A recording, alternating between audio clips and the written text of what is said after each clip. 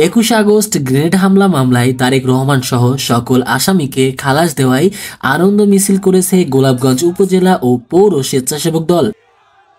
আজ রোববার রাতে তাৎক্ষণিক উপজেলা ও পৌর স্বেচ্ছাসেবক দলের উদ্যোগে মিছিলটি পৌর এলাকায় প্রধান প্রধান সড়ক প্রদক্ষিণ করে চৌমুহনীতে এসে পথসভায় মিলিত হয়। পথসভায় উপজেলা স্বেচ্ছাসেবক দলের সদস্য সচিব নাসির আহমেদ আবেদের সভাপতিত্বে ও পৌর স্বেচ্ছাসেবক দলের সিনিয়র যুগ্ম আহ্বায়ক ফয়সল আহমেদ খানের পরিচালনায় প্রধান অতিথির বক্তব্য রাখেন সিলেট জেলা বিএনপির সহ মানবাধিকার বিষয়ক সম্পাদক মিনহাজ উদ্দিন চৌধুরী।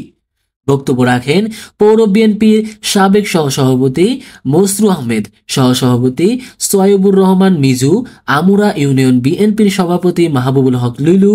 পৌর বিএনপির নেতা আতিক হাসান, জেলা যুবদলের যুগ্ম সাধারণ সম্পাদক মোহাম্মদ লুৎফুর রহমান, মৎস্য বিষয়ক সম্পাদক সুলতান মাহমুদ, উপজেলা যুবদলের যুগ্ম আহ্বায়ক এম এ কাদের, পৌর যুবদলের যুগ্ম আহ্বায়ক মোহাম্মদ শাহ আলম, সালিক আহমেদ, কেন্দ্রীয় স্বেচ্ছাসেবক দলের সদস্য আব্দুর রহিম, জেলা শ্রমিক দলের সদস্য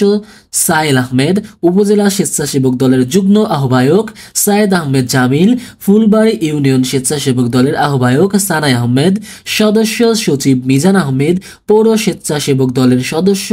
ওয়েস আহমেদ তালুকদার। পথসভায় উপস্থিত ছিলেন শাকিল আহমেদ চৌধুরী ও এ কে আলম, শিমুল আহম, রিজু আহমেদ, রাসেল আহমেদ, রব্বানী আহমেদ, রাসেল আহমেদ, রিফাত চৌধুরী, রাসেল আহমেদ, সাব্বির আহমেদ, মুরাদ আহমেদ, খায়রুল ইসলাম, রনি আহমেদ প্রমুখ।